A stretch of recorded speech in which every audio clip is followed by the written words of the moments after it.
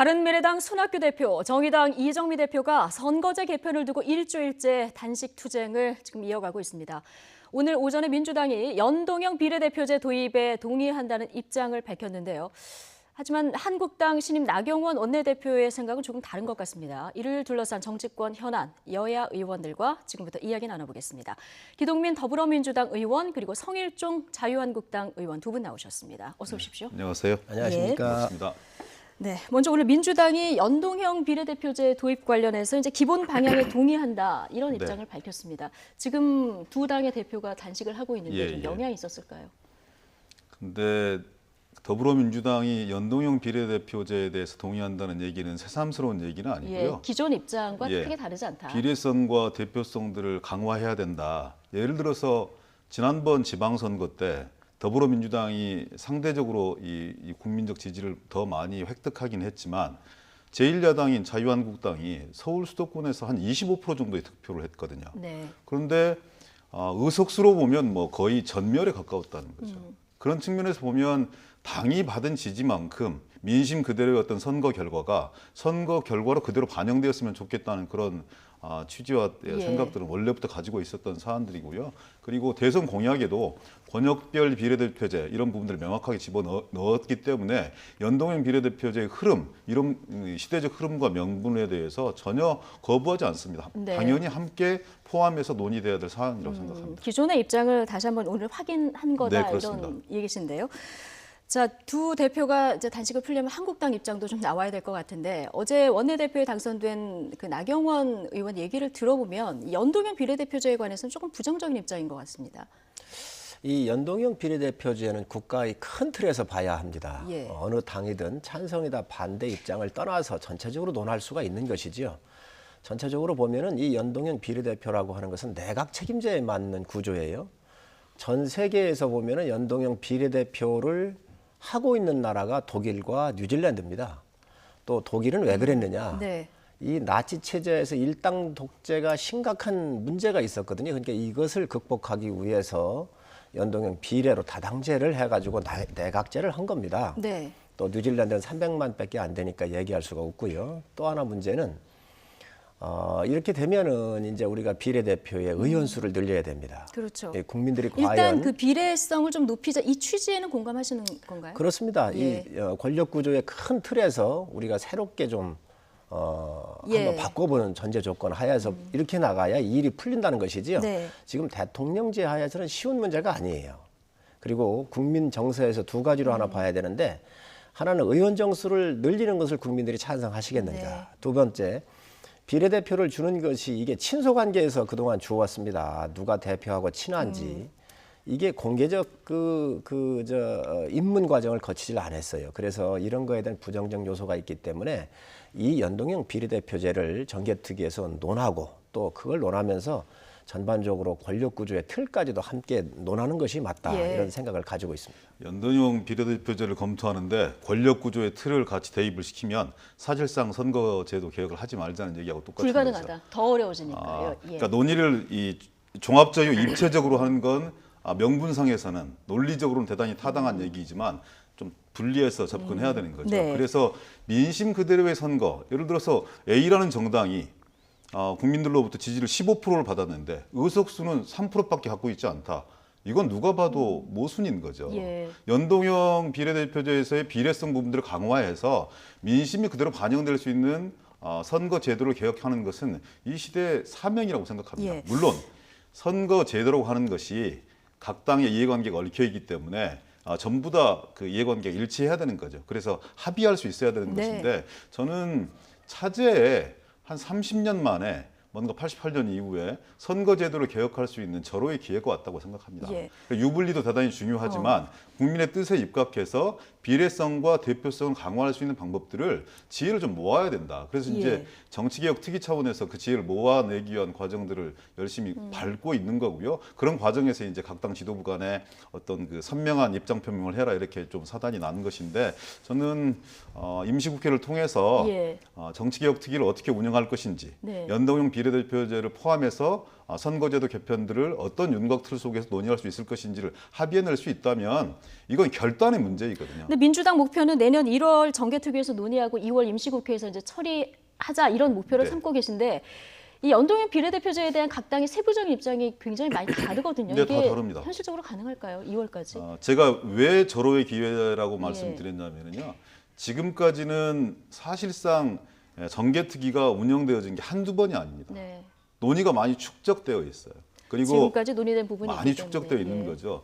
국회 개혁에 대한 국민적인 요망도 대단히 큰 것도 사실이고 그런 과정에서 저는 국회가 국민의 신망을 얻어낼 수 있는 작업과 더불어서 뼈를 깎는 자기 구조조정, 노력, 네. 국회 개혁 이런 작업과 더불어서 뭔가 국민들에게 지금의 선거 제도가 소위 말하는 뭐 망국적인 지역 분할 문제라든지 권력 독점의 문제라든지 이런 부분을 좀 부분적으로 개선하고 정말 21세기형 선진 사회에 맞는 선거 제도를 이루어낼 수 있는 유일한 기회이기 때문에 이 기회를 놓치면 더 이상 이런 어찌 보면 후진적인 예. 선거 제도를 계획할 수 있는 시기가 영원히 날아가 버릴 예. 수도 있다는 그런 생각이 들거든요. 그래서 차제 좀 두 분 대표가 단식하시는 것도 참 국민들께 여러모로 송구스러운 네. 일이고 이런 과정을 통해서 저는 여야가 좀 힘을 모아서 예. 바람직한 21세기에 맞는 선진형 선거제도 개혁을 이루었으면 하는 그런 희망과 바람이 근데 있습니다. 이번이 마지막 기회일 수 있다 이런 입장, 네, 뭐 그렇습니다. 야삼당도 지금 같은 입장을 보이고 있는데 아까 말씀하신 대로 그런데 지역구 의원 수를 줄이거나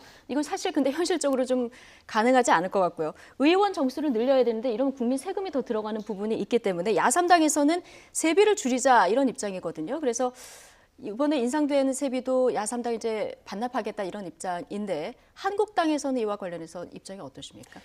저는 정치인들이나 정당이 국민한테 솔직했으면 좋겠어요. 정직했으면 좋겠어요. 네. 이게 권력구조의 개편이 전제되지 않으면 될 수 없는 일입니다. 명분적으로 아무리 붙인들 네. 이것이 레토릭에 불과해요. 그렇지 않습니까? 자, 왜 그러냐? 실질적으로 대통령 중심제에서 연동형으로 다당제를 한다. 다당제는 내각제에 맞는 제도예요. 어딘가 책임을 져야 될 거 아니겠습니까? 그러니까 이 권력 구조에 근본적인 문제가 있고요.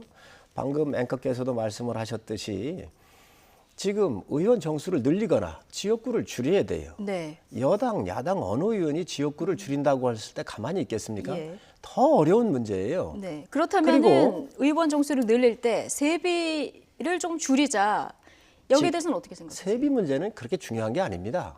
중요하지 세비를 않습니까? 예. 세비를 줄여가지고 의원 수를 늘리는 거에 대해서 그게 중요한 건 아니라 그러니까 그런 국민 세금이 들어가는 전체적인 포션은 그대로 두고 이 부분을 논의하자. 지금 야삼당에서는 이런 입장인 것 같은데요. 자, 그래서 지금 세비를 줄여서 뭐 몇 명을 늘리고 이런 예. 구조의 이런 문제가 아니라 아주 지엽적인 문제인데 이 틀은 국가 경영이라고 하는 큰 틀에서 우리가 봐야 한다는 거예요. 네. 그래서 이게 새로운 파라다임으로 바꾸기 위한 우리의 권력 구조의 틀 속에서 우리가 보고 가는 게 맞는 네. 것이지 전 세계에서도 독일이나 뉴질랜드밖에는 안 하고 있고 그 나라 내각 책임제를 이제 예, 예. 하고 있잖아요. 네. 이런 틀 하에서 하는 것 또한 문제가 있고 지금 소수당들이 지금 현재 이 문제를 하고 있는데 이것 또한 정략적인 문제가 있습니다. 예. 왜? 생존에 대한 강력한 몸부림이에요.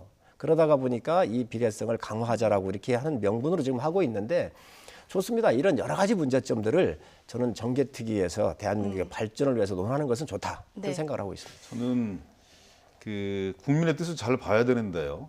양당에 대한 선호도가 높은 것은 사실이지만 이미 국민들은 지난 총선에도 다당제를 선택을 했습니다. 그때 국민의당이라는 강력한 예. 정당이 탄생을 해서 50석에 가까운 국민 의석을 얻었었죠. 만약에 그때 연동형 비례대표제가 도입이 되었다면 한 80석에 가까운 의석을 확보를 했을 거예요. 예. 예전에 박근혜 전 대통령 같은 경우에도 소통과 협치를 얘기했습니다. 저는 연합 정치, 연정과 협치 이런 부분은 이후의 시대의 대세였거든요. 대통령 중심제라 하더라도 이런 다당제적 성격을 가질 수밖에 없는 이런 국민들의 선택들을 존중해야 된다. 그 존중하고 그것을 입법에 반영시켜서 선거구제로 그대로 발현시킬 수 있도록 예. 노력을 해야 되는 건 정치권의 당연한 책무라고 생각을 해요. 그래서 저는 이게 대통령 중심제 하이기 때문에 양당제가 고정되어 있다. 이것도 예전에 기성관념 아닌가 싶은데요. 좀 더 열어놓고 토론하셨으면 예. 좋겠습니다. 어쨌든 국민들의 선택에 맡기면 된다. 네, 자, 이런 그렇습니다. 입장이신데요. 지금부터는 각 당의 현안들 한 가지씩 좀 짚어볼 텐데 관련 주제가 나올 때는 각 그 당의 의원님에게 질문이 좀 집중될 수 있다는 점 미리 양해를 좀 드리고요. 조금 불리한 주제 같은데요. 아, 그럴까요? 한번 들어보시면 네, 알 수 네. 있을 것 같습니다. 어제 검찰이 기소한 이재명 지사 얘기를 좀 해볼 텐데 예. 자, 민주당 굉장히 고심을 많이 했을 텐데 오늘 최고위 회의에서 이재명 지사에 대한 입장을 밝혔습니다. 자, 이해찬 대표의 발언 먼저 들어보시죠. 당의 단합을 위해 저는 재판이 종료될 때까지 당원의 의무는 다하되 모든 당직을 내려놓겠습니다. 이런 페이스북에 자기 입장을 밝히면서 저한테 전화를 하셨습니다. 당원으로서의 권리를 행사하지 않겠다 이런 말씀이 있으셔서 여러 가지를 종합적으로 판단하건대 당의 단합을 위해서 이 일을 수용하는 것이 옳겠다고 이제 최고위원들 간의 논의가 있었습니다. 그래서 이를 수용하고 아무쪼록 모든 당원들이 그 일치 단결해서 우리는 한 팀이다라는 마음으로 그 당의 분열되지 않도록 마음을 잘 모아주실 것을 당부를 드리면서 그 재판 과정을 지켜보도록 하겠습니다. 네. 재판 과정을 지켜보겠다. 이게 이제 당의 최종 입장이 나온 것 같은데요. 이 부분 어떻습니까? 지금 단합에 방점이 찍힌 것 같긴 한데 김경수 지사와의 어떤 형평성 부분, 이 부분도 좀 고려가 된 걸까요? 당은 추상과 같은 원칙과 일관된 입장이 있어야 합니다. 예.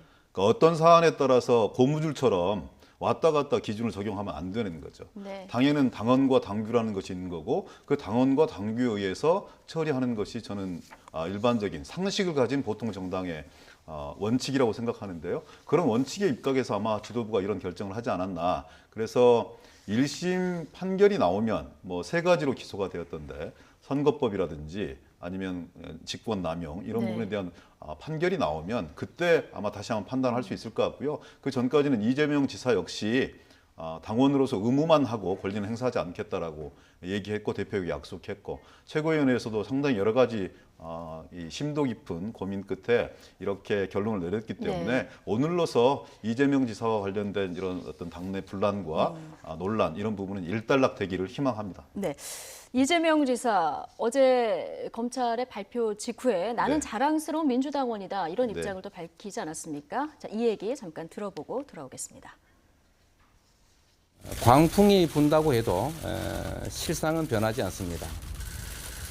고통스럽고 더디겠지만 진실은 드러나고 정의는 빛을 발할 겁니다. 우리 안에 침투한 분열 세력과 이 관계를 경계해야 합니다. 호불호와 작은 차이를 넘어서 단결해야 합니다.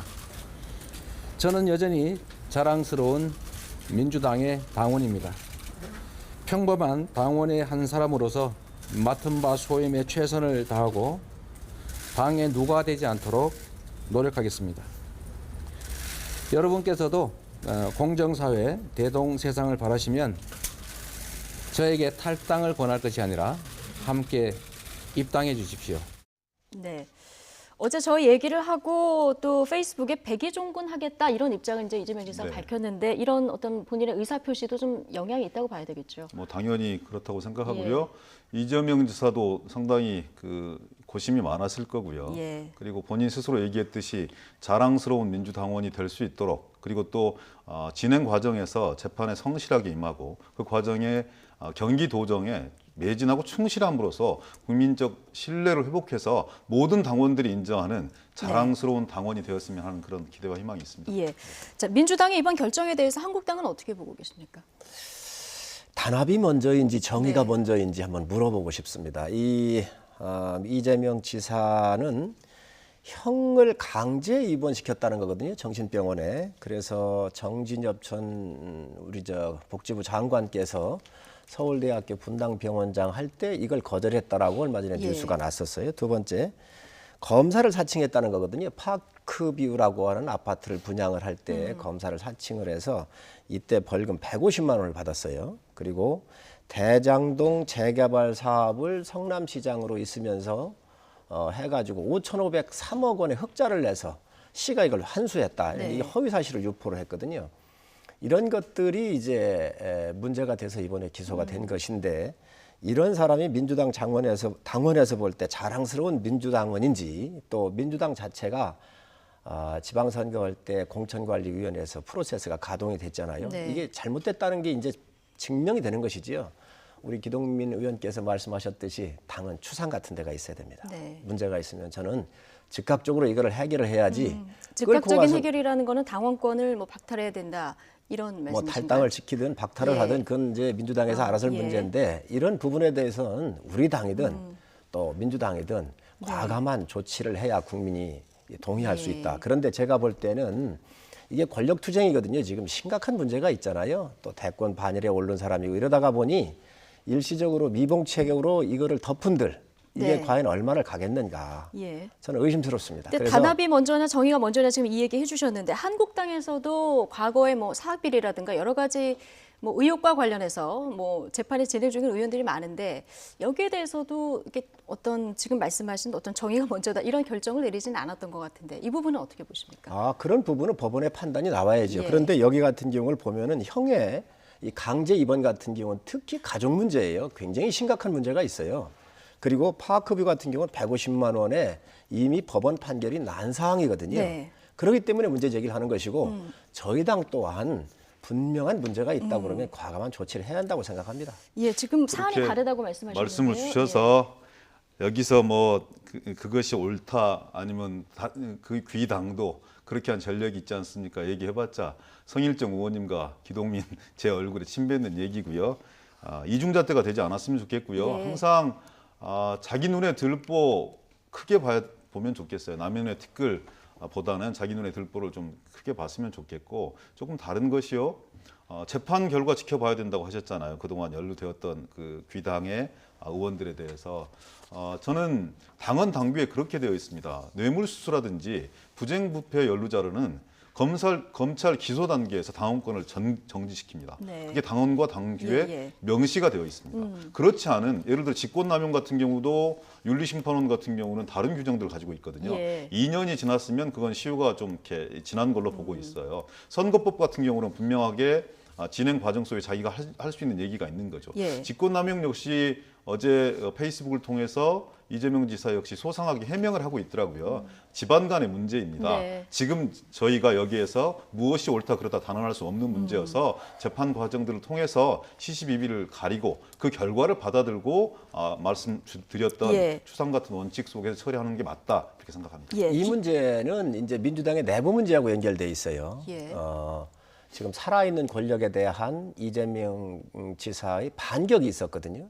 문준용 씨 대통령의 그 아들에 대한 취업의 이 문제점들에 대해서 가지고 있다 이렇게 얘기를 하면서 공격하고 그랬는데 이게 이제 커지면 상당히 심각한 거지요. 민주당도. 그러니까 어쨌든 이게 봉합한 거 아닌가 이런 생각을 가지고 있는데 예.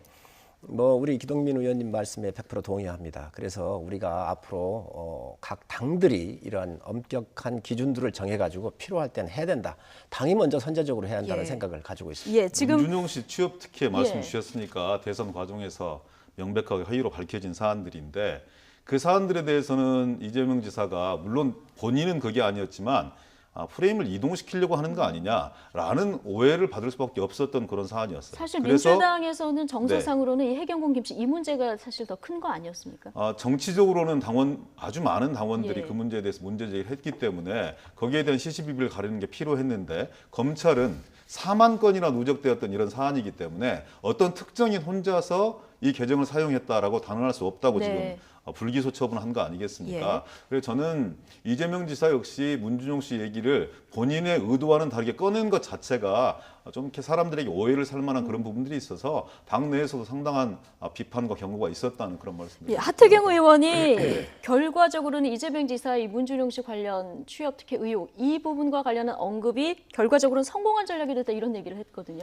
그 다른 당의 문제에 대해서 물론 야당의 어떤 분들이 코멘트하는 걸 일일이 다 반박하고 싶지는 않습니다. 그분의 의견이겠지요. 자, 예. 그런데 이 문제도 우리가 한번 지금 앵커가 문제 제기를 하셨잖아요. 근데 상당히 일리가 있습니다. 왜 그러냐면 박근혜 대통령 때 이명박 대통령하고 대립각을 세웠거든요. 예를 들면 예. 세종시를 이전한다고 할 때 네, 이 반대를 문제는 이제 했고. 하태경 의원이 문제 제기를 자, 하셨습니다. 그렇습니다. 그런데 이재명 이 지사도 대통령하고 대립각을 세운 거예요. 살아있는 권력에.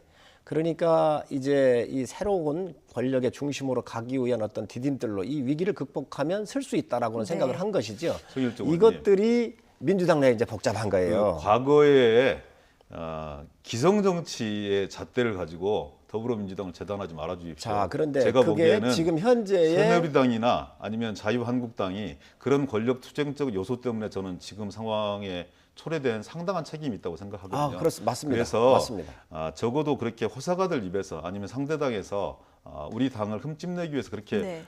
비판하시는 것까지 막을 수는 없는 문제이지만 이제 정권 1년 한 8개월 정도 지났고요. 그런 과정 속에서 문재인 정부의 검찰과 경찰이 진행하고 있는 사안입니다. 엄정한 이 공정성과 객관성 이런 부분이 네. 담보되지 않고 이 대명천지에 정치 자, 보복을 했다 그런데 이렇게 우리 말씀 주시는 거 너무 삼려성을 쓰시는 거 기동민 아닌가요? 의원님, 그런데 이게 집권당에서 벌어지고 있는 현실이고 사실입니다. 그리고 이 문제를 가지고 대통령을 공격을 했어요. 네. 그러니 이게 내부가 얼마나 뜨겁고 골치 아프겠습니까? 예. 이거에 대해서 네. 이제 뭐 자랑스러운 당원이다 이렇게 임시 봉합을 하고 있고 단합이 먼저다 이런 말로 하고 있는데 네. 언제든지 불거질 수 있는 큰 문제라고 생각을 합니다. 예. 더 유념해서 자, 하겠습니다. 알겠습니다. 이제 이 얘기를 더 하다 보면 한국당 얘기를 못 하게 되기 때문에 이 얘기는 여기서 이제 마무리를 네. 하도록 하고요. 한국당 얘기로 넘어가도록 하겠습니다. 어제 사선의 나경원 의원이 아주 중요한 시기에 신임 원내대표로 선출이 되지 않았습니까? 표차도 예상보다 큰 표차로 당선이 됐는데 당심을 어떻게 보고 계십니까? 우선 초선들이 41명이에요. 그리고 네. 재선들 한 2달여 동안에 그룹핑을 하면서 많은 워크숍도 하고 고민들을 많이 했습니다. 우리 당이 변화해야 되는데 어떻게 국민들한테 메시지를 줄까? 이게 계파가 사실 친박은 없어졌거든요. 예. 그래서 이게 친박과 비박으로 매일 싸우는 느낌으로 이렇게 언론들이 다루는데 우리가 어떤 메시지를 줘야 예. 되느냐에서 굉장히 고민을 많이 했습니다. 그래서 우리가 중간지대에서 한번 뽑아보자. 그래서 그래도 가장 어떤 계파에도 속하지 않았었던 분들을 중심으로 예. 압축해서 가자라고 하는 이 이야기가 물밑에서 오랫동안 있어 왔고요. 지금 친박은 없어졌다 이렇게 얘기를 하셨는데 그러나 이제 여러 분석을 보면은 이번 원내대표 선거도 역시 친박 대 비박의 어떤 계파 대리전이 아니냐 이런 분석들이 좀 많이 나왔었거든요. 이 부분은 어떻게 보십니까? 오히려 친박 비박으로 분류하기보다는 잔류파냐 복당파냐로 보는 게 맞겠지요. 잔류파냐, 복당파냐. 예, 원래 예. 이 어떤 계보가 있다고 한다면은 모이자라고는 사람이 네. 이제 우두머리가 있어야 되고 또 조직이 있어서 모이고 그리고 그거에 대해서 회의를 하고 이런 과정이 필요하잖아요. 이런 게 아예 없습니다. 정서적으로야 좀 있을 수 있다고 보여지지요. 네. 그런데 그러한 친박이라고 하는 것은 오래전에 이미 소멸했다고 보시고요. 또 그 친박에 관련됐던 그런 분들이 탈당을 하셨거나 그렇지는 않습니다. 그래서 그건 없는 거고 대신 우리 당이 국민들한테 어떻게 새로운 이미지로 가장 강하게 변하고 있다는 메시지를 예. 줄 것이냐에 대한 대의 명제를 가지고 고민을 해서 나경원 대표로 당심이 움직였다고 생각을 합니다. 예, 나경원 원내대표도 뭐 친박과 비박 앞으로 금기어로 정하자 뭐 이런 얘기도 하셨던데 어쨌든 첫 일성으로 문재인 정부의 폭주를 막겠다 이 얘기를 했습니다. 앞으로 이제 홍영표 원내대표하고 협상 파트너가 될 텐데 민주당에서는 나경원 의원의 당선 어떻게 보고 계십니까? 새로운 지도부가 들어섰기 때문에 예. 쟁점으로 남아있는 박용진 3법, 유치원 3법, 혹은 또 김상환 그 대법관에 대한 인사청문회, 그리고 이 선거제도 개편 이런 현안들이 좀 잘 처리됐으면 하는 기대와 희망이 있어요. 그리고 나경원 의원님 또 정용기 의원님 대단히 또 한 면에서는 합리적인 분들이기 때문에 네. 여야가 상생하고 협치할 수 있는 그런 연합의 정치가 잘 이루어질 수 있는 그런 계기가 되었으면 좋겠다 이런 생각을 해요. 근데 한편으로 변하고 있다는 상징으로서 나경원 의원을 선택했다 이렇게 성일종 의원님께서 네. 말씀 주셨어요. 변하고 있다고 느낄 수 있는 것인지 거기에 대한 약간의 그 우려가 있습니다. 민주당이 스스로 좀 말씀 물음표가 주셨지만 있다. 뭐라고 예. 말씀 주셨냐면 우리의 친박과 비박은 없다. 다만 잔류냐 복당파가 있을 뿐이다 이렇게 말씀 주셨잖아요. 제가 보기에는 여전히 친박과 비박이 살아 있는 거죠. 그렇게 그 프레임 대립 씌우면 안 갈등은 되고요. 얼마든지 그 격화될 수 있다고 저는 생각을 하는 기동민 거고요. 의원님, 조금만 더 말씀드릴게요. 그렇게 프레임을 씌우지 말고 어떤 이제 말씀이냐면 새로 시작을 했으니까 이제 좀 2월에 덕담으로 좀 시작 좀 2월에 전당대회가 있을 텐데 예. 전당대회에서 제가 드린 말씀이 아니라 전원책 변호사가 말씀 주셨어요. 피비린내 나는 권력 투쟁이 당연히 될 거라고. 그래서 그런 우려가 있다는 걸 항상 염두에 두시고 성일종 예. 의원님께서 우리 더불어민주당을 걱정해 주셨듯이 그렇게 걱정스럽게 쳐다보는 눈빛들이 많다. 네. 이런 이제- 말씀들을 이제 전해드립니다. 반격을 예. 하셨다 이 말씀이시죠? 네. 알겠습니다. 어쨌든 한국당의 신임 나경원 원내대표는 지금 3수 끝에 원내대표 당선에 성공하신 거예요. 그동안 우여곡절도 참 많았는데 어떤 인물인지 한번 짚어보죠. 차윤수 앵커가 정리해봤습니다. 3수 끝에 보수정당 첫 여성 원내대표의 꿈을 이뤄낸 나경원 의원. 나 의원은 2002년 대선 당시 이회찬 한나라당 후보 특보로 정치권에 첫 발을 내디뎠습니다. 서울대 법대 출신 판사 경력과 눈에 띄는 외모 덕분에 언론의 스포트라이트도 많이 받았는데요. 2004년 비례대표로 국회에 입성한 뒤 당에서 요직을 이렇게 두루 맡았습니다. 하지만 2011년 치러진 서울시장 보궐선거에서 박원순 서울시장에게 패하면서 정치적 시련을 맞게 됐고 이후 19대 총선에서 공천도 못 받는 신세가 돼버렸습니다. 하지만 2014년 재보선 최대 격전지 서울 동작을에서 야권 단일 후보인 노회찬 전 정의당 의원을 꺾고 3년 만에 국회로 돌아왔습니다. 4선의 나경원 의원, 원내대표 경선도 순탄치는 않았습니다. 2016년 5월 20대 국회가 시작되자마자 첫 원내대표 선거에 출마했지만 정진석 의원에게 26표 차이로 고배를 마셨고 같은 해 12월에 다시 치른 원내대표 선거에도 정우택 의원에게 7표 차이로 패했습니다. 결국 3수 끝에 의원들의 선택을 받은 나경원 의원. 지긋지긋한 계파 갈등 없어질 거다. 하나로 뭉치자 강조했는데요. 나경원 신임 원내대표의 선출로 한국당에 어떤 변화가 일어날지 관심입니다. 나 의원의 당선 소감 마지막으로 들어보시죠. 우리 하나로 뭉칩시다. 그렇게 해서 문재인 정부의 정말 저 실정 막아내고 우리가 지켜야 될 가치 지켜가시길 바라겠습니다. 네. 하나로 뭉치자. 지금 한국당에 여러 가지 현안이 있겠습니다만은 지금 얘기가 나온 여러 가지 그 내부의 계파 간의 통합이라든가 더 넓게는 이제 보수 통합까지 이제 고민이 굉장히 많을 것 같은데요. 나경원 의원이 선거 과정에서 안철수부터 조원진까지 통합할 수 있다 이런 얘기를 했었거든요. 이게 현실적으로 가능하다고 보십니까? 어느 누구보다도 자유로울 겁니다. 나 네. 대표의 운신의 폭이 넓고요. 또 상상력도 풍부한 분이고 특히 또 우리 원내대표 사상 처음으로 여성이 나오지 않았습니까? 네. 그래서 국민들이 하는 기대감도 있고 하기 때문에 여러 제세력들하고 대화가 비교적 쉽게 이루어질 수 있다. 그리고 예. 독주하는 정부에 대한 견제 야당의 역할이 있기 때문에 국민적 요구에서도 보면 비교적 어느 누구보다도 가장 근접한 분이라고 생각을 합니다. 예. 지금 하나로 뭉치자 이 얘기를 굉장히 강조를 했는데 여기에서 보면은 반 문재인 다 뭉치자 뭐 이런 얘기로 해석이 될 수 있을 것 같거든요. 지금 한국당에서 반문연대 얘기가 계속 나오고 있는데 이 부분은 어떻게 보시는지요? 더불어민주당을 포함해서 하나로 뭉치자는 말씀이시겠죠. 더불어민주당을 포함해서 하나로 거기에는 뭉치자. 예. 지금 대한민국이 새롭게 출발했음에도 불구하고 대단히 어려운 문제들이 많이 있지 않습니까? 중산층과 서민의 경제, 민생의 문제 이런 부분들이 대단히 어려운데요.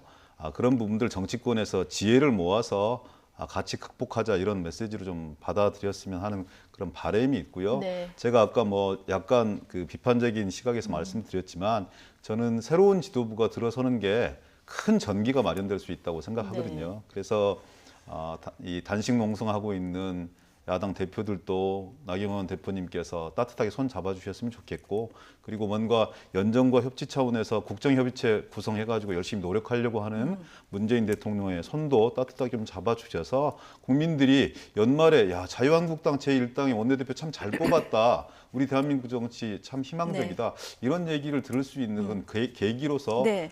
나경원 원내대표가 등장했으면 하는 네. 진심 어린 바람입니다. 어려운 대한민국에서 민주당까지 포함해서 하나로 뭉치자 이런 아주 긍정적인 지금 해석을 내주셨는데요. 한국당 이제 곧 당협위원장도 교체가 되지 않습니까? 친박 의원들의 신당 창당설이 지금 근데 돌고 있는데 이번 나경원 원내대표 선출로 판세가 바뀌게 될까요? 관련 영상 잠깐 보고 이야기 나눠보겠습니다.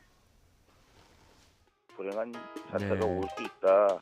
지금 현재 이미 그 신당에 실체가 있는 거고요, 바깥에. 아, 예.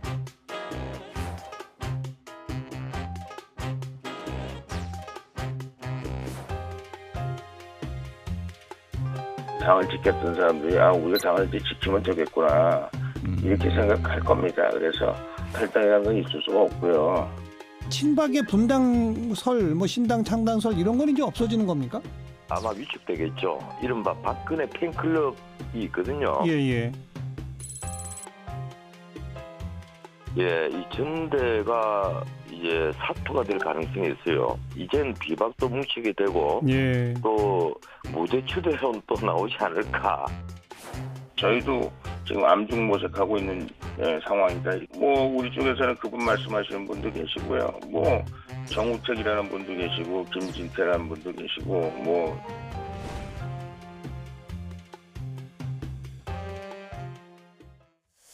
네, 이제 원내대표가 선출됐기 때문에 한국당의 정치적 시간표는 내년 이제 전당대회로 갈 수밖에 없는 상황인데요. 지금 전원책 변호사 얘기 하나만 짧게 여쭤보고 지나가겠습니다. 이번에 이제 잔류파 나경원 의원 그 지지를 받는 나경원 의원이 선출이 됐기 때문에 내년 정당대회가 어떻게 보면 좀 사투가 될 가능성이 높다. 비박이 오히려 뭉칠 가능성이 있다. 전원책 변호사 이 얘기를 좀 했거든요. 이 부분은 어떻게 보시는지 마지막으로 좀 여쭙겠습니다. 하나만 더 네. 말씀을 드리고 가면 예. 아까 우리 기 의원님께서 따뜻하게 나경원 의원이 손을 좀 잡아주고 협치에 좀 도와달라 이랬는데 이 부분은 여당이 먼저 요청을 해야 되는 거고 여당이 손을 잡아줘야 되는 겁니다. 이 부분을 제가 말씀드리고요. 네. 내년도 전당대회를 질의를 주셨는데 네. 이번에 그 표심에서도 봤지만 어느 계파가 힘을 못 쓰고 있어요. 의원들이 정말 중심을 잡아가지고 새로운 인물로 국민한테 새롭게 다가가고자 하는 이 처절한 몸부림이 있거든요. 이 결과가 나경원으로 나왔기 때문에 결코 어떤 계파의 수장들이 영향력을 행사하거나 나오겠다 그러면 의원들이 나서서 하지 말자라고 하는 도와주지 말자.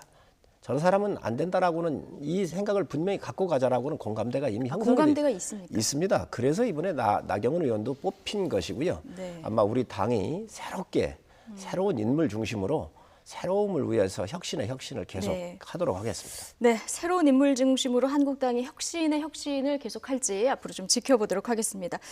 제1야당하고 여당 따뜻한 손을 서로 좀 내밀어 주시면 좋을 것 같습니다. 네. 두 분 말씀 먼저 내밀어 주세요. 예, 제가 먼저 하겠습니다. 네, 그렇게 하시는 걸로 알고 자, 대담 마무리하겠습니다. 더불어민주당 기동민 의원 그리고 자유한국당 성일종 의원과 이야기 나눠봤습니다. 두 분 고맙습니다. 네, 고맙습니다. 감사합니다.